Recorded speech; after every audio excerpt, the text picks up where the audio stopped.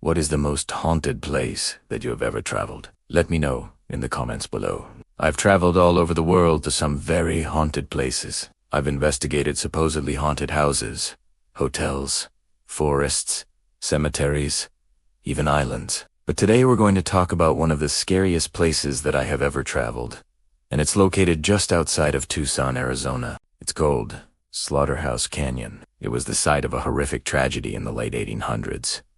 And some say the spirits of those involved are still there today. If you travel to this location, you may be able to see them for yourself. Before we begin, make sure to hit that subscribe button so you don't miss out on any future videos. Also, if you enjoy learning about creepy things, make sure to check out my podcast. Each week we cover a different creepy topic, and we also interview people from all over the world who have experienced paranormal phenomena. In 1870, the Gadsden-Barrow Railroad was completed. This connected the Transcontinental Railroad in Texas to Arizona, and it opened up the western part of the state to more settlers. The railroad brought many new settlers to the area, but it also brought them right past a small Native American village near Tucson. The village had been there for years, but now the railroad workers and settlers wanted to purchase the land for themselves. They offered the villagers a fair price for their homes, and the villagers accepted. There were 16 families who sold their land and moved away, but one family refused. They were the only ones who remained when the new town of Barrow was founded. Their home was built on the hill overlooking the railroad and the new town, and every evening they would come out onto the porch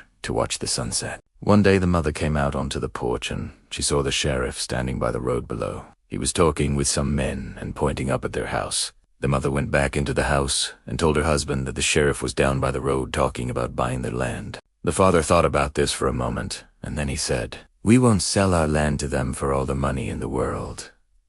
The mother and father told their children to get ready because they were going to leave. They gathered up all of their belongings and headed down the hill to the sheriff. They demanded to know why he had been pointing at their house and talking about their land. The sheriff tried to explain that he had been pointing out how isolated their house was, and that it looked like a haunted house. The family should sell their house and move into town where it would be safer. The parents did not want to move to town. Instead, they took their children and headed out into the desert to find a new home. But the father had no idea where he was going. As the sun began to set, the family became more and more desperate. They walked until they came across a dry creek bed. The father figured that they could stay here for the night and be safe from wild animals. He started a fire, and they all huddled around it as darkness fell. In the middle of the night, the mother woke up and she realized that she hadn't fed her children in 2 days. She begged her husband to go into town and get some food. He said that he couldn't go because he didn't know the way back.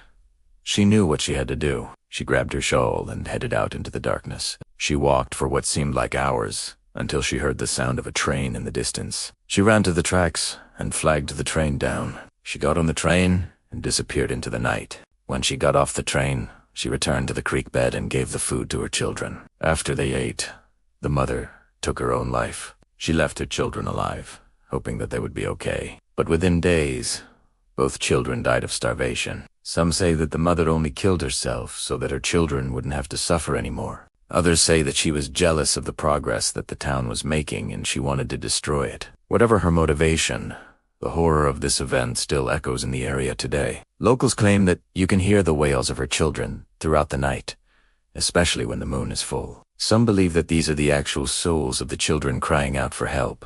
Others believe that they are the souls of La Llorona's children, the infamous woman who drowned her children and then herself. The site of this horrific tragedy is now known as Slaughterhouse Canyon.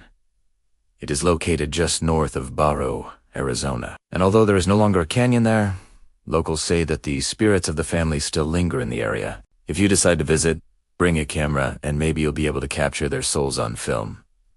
Thank you for watching. What is the scariest thing that you have ever experienced? Let me know in the comments below. Also, make sure to subscribe if you haven't already.